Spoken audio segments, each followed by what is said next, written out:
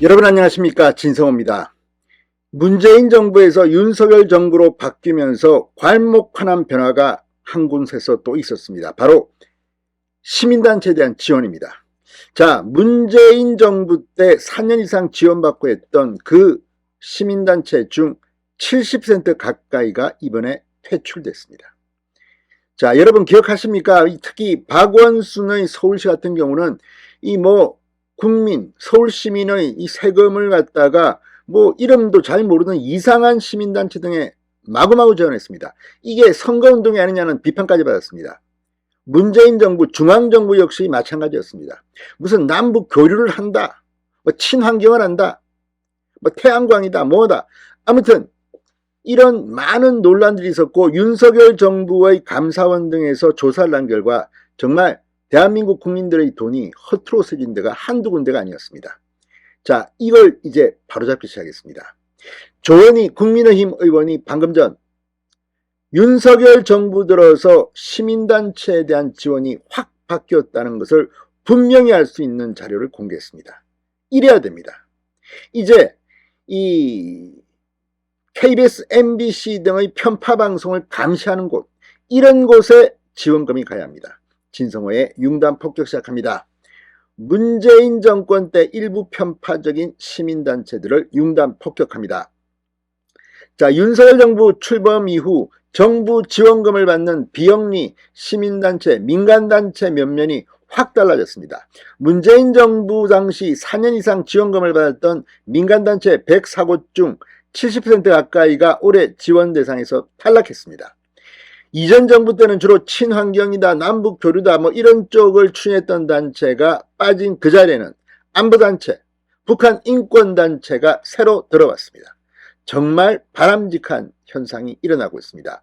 자, 국회 행안위 소속 조원희 국민의힘 의원실이 행정안전부로부터 제출받은 자료에 따르면 2018년부터 2022년까지 문재인 정부 5년간 행안부 비영리 민간단체 공익활동 지원사업에 선정된 민간단체는 1023곳이었습니다. 중복 포함입니다. 이 중 2018년부터 5년간 지원금을 받았던 단체는 사단법인 흥사단 등 51곳, 4년간 지원을 받은 단체는 사단법인 환경사랑 나눔회 등 53곳이었습니다. 4년 이상 정부 지원금을 받은 단체는 모두 104곳이었습니다. 이 가운데 흥사단은 2018년 모의 육자회담 및 모의 남북 고위급 회담 사업으로 5천만 원을 받은 뒤 5년간 해마다 2천만, 4천만 원씩을 꼬박꼬박 받았습니다.